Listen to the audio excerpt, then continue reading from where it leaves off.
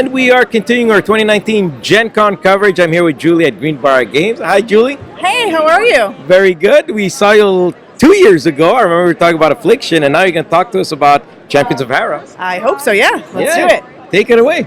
Sure. So Champions of Hara, think Saturday morning cartoons, the board game. Okay. So you are a living entity that has been sucked from your reality with a little piece of it into this vortex of like an island of different worlds. Okay. Which is great, and it's fun, and it's exciting, except that these rifts keep opening and threatening to suck everything back and destroy all universes. Okay. Which is not a good idea. No, I don't like that. No. How do we stop them? We have to close the rifts. So you can play either a versus King of the Hill kind of a game where you're trying to take your energies from zero all the way up to full and be the first one to get all three to the top, and then take your character back to the dojo, which is the center, and be the first to do it. To be able to do that, what you're doing is you're closing the rifts, you're fighting monsters, and you're also resolving events. Okay. Each world has their own deck of these monsters and events and rifts that come out. Okay. And then as you play, what you're doing is you're taking your hand, which is only 4 cards to start. You get more as you go. But you're either taking your hand of cards and playing them from in hand and doing the action that is on that in hand side. So move up to 2 spaces. Right, like this one here. Mm-hmm. Move up to 2 spaces.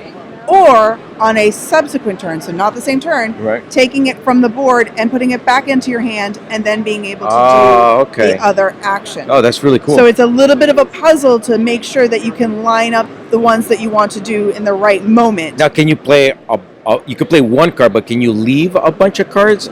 Yeah, that's exactly right. You can play 3 cards on your turn. Okay. But so I might play, let's say I'm here like this, and I played 2 on a different turn, and I have 2 in my hand. So now they'd be here on board. Right. So I might say, okay, well, I'm hurt, so I'm going to gain 1 health.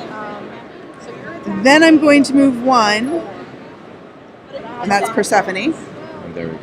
And then I'm going to move up to 2, and I put that down on the board, so I have to keep track of that. Okay, so there's your 3 cards. And then I move up to 2, so 1, 2, and now I'm on the right. Gotcha. So that on my next turn, I'll be able to close it. You got a bit of a hand management puzzle-like thing while taking care of all these things. That's really cool. And at the beginning, it's very simple. You just get those 3 activations. However, as you play, you get items.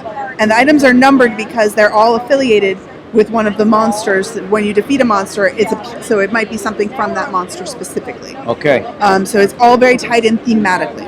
I'm going to open this up just to see some of the artwork, because this looks great.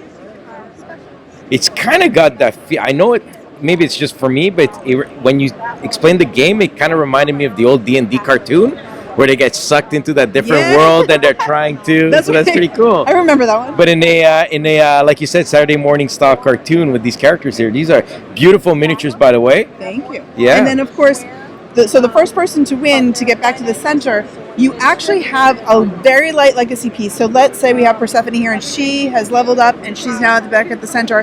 That means she wins. She's the champion of Hara. Right. So now you can just be like, that's great, put the game away, we're done. Or you can say, well, she won, she gets her wish granted, because that's in the lore, and there are comics that go with this. Okay. You get a wish granted if you become a champion.